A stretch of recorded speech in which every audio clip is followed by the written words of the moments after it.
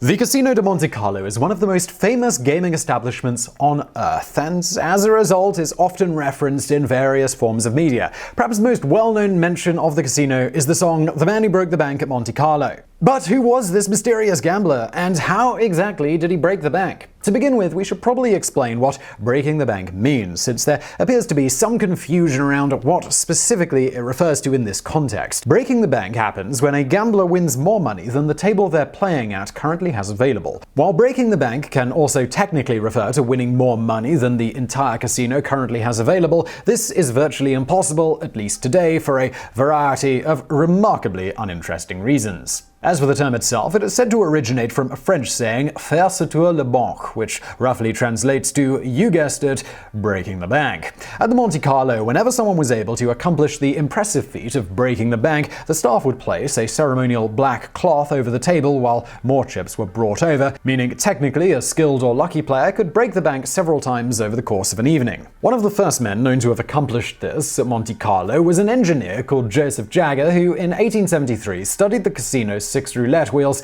in an effort to discern whether or not they were truly random. After many hours of watching the wheels and meticulously noting the results with the help of 6 hired clerks, Jagger discovered that one of the wheels wasn't giving truly random results. Jagger theorized that a mechanical imbalance in the wheel was causing it to act in a predictable way, thus causing a point of exploitation. With this knowledge in hand, he strolled into the casino and promptly won approximately $70,000, or about $1.3 million in today's money, in a single evening.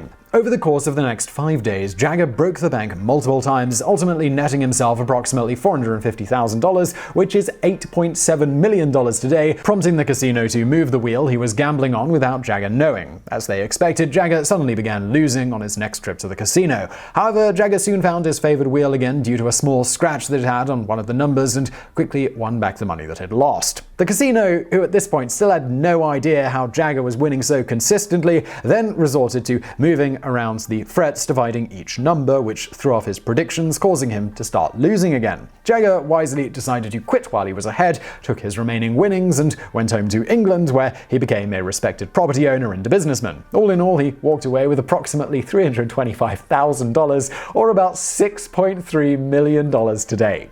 The casino itself initially lost significantly more than that due to a number of people attempting to cash in on Jagger's luck by mimicking his bets during his hot streak. Of course, this all worked out well for the Monte Carlo as well, because in the end, Jagger's wins were widely publicized, helping to further popularize the casino. As ever, the house always wins in the end.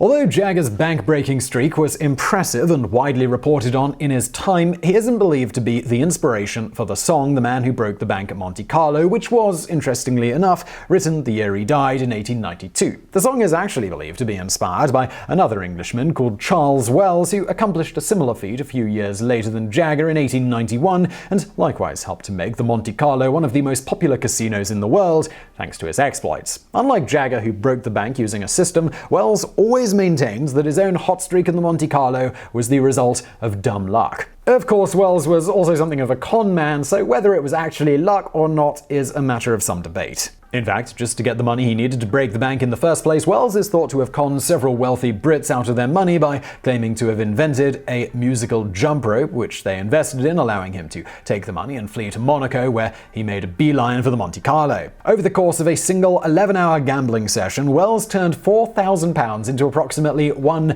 million francs, that's about $23 million today, by betting on roulette. In the process, it was reported that Wells managed to deplete the reserves of the table a staggering 12 times, and during one particularly impressive hot streak, he managed to correctly guess 23 times out of 30 spins, giving him a 76% accuracy rate. The next day, Wells left Monaco, but he didn't stay gone. A few months later, he once again arrived to gamble at the Monte Carlo, only this time arriving in town in a huge yacht, the Palais Royal, with a beautiful woman, one Joan Burns, on his arm. Once again, seemingly with only luck on his side, he managed to win over 1 million francs from the casino, this time in a 3-day gambling session, breaking the bank several times in the process. Well, said of all of this, anyone is free to watch me play and imitate me, but the general defect of the ordinary casino gambler is that he lacks courage.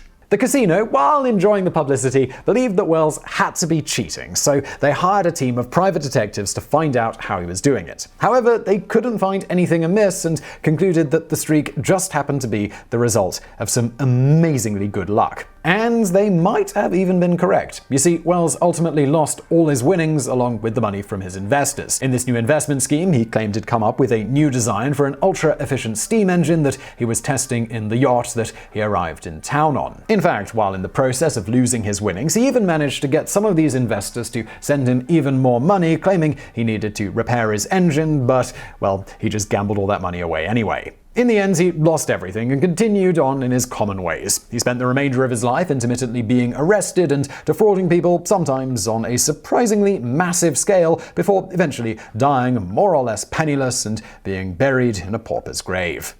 And now for some bonus facts. Ever wonder where the term jackpot comes from? Well, want to know more? Jackpot originally popped up sometime around the 1870s and was from the poker game Jacks or Better. This is much like traditional 5-card draw, except in this case, if a player does not have a pair of jacks or better in the first round of betting, he has to pass. This doesn't necessarily mean he has to be holding a pair of jacks, queens, or the like. It just means that he has to be holding cards that will beat a pair of tens. Once the first person who has that has placed a bet in the opening round, the rest of the participants are free to bet as they will, regardless of the cards they hold. In the case where nobody holds jacks or better, the hand must be redealt with additional ante required, so the pot can just grow from the antes. When the game is finally over, no player is allowed to win with anything less than 3 of a kind or better. If at the end no one has better than 3 of a kind or more, then no player gets the pot and the hand is redealt with additional ante required to be added to the existing accumulated pot. Over time, this pot can potentially grow quite large, hence jackpot. Within a few decades of the term jackpot in poker popping up, the term morphed into a slang term for trouble with the law,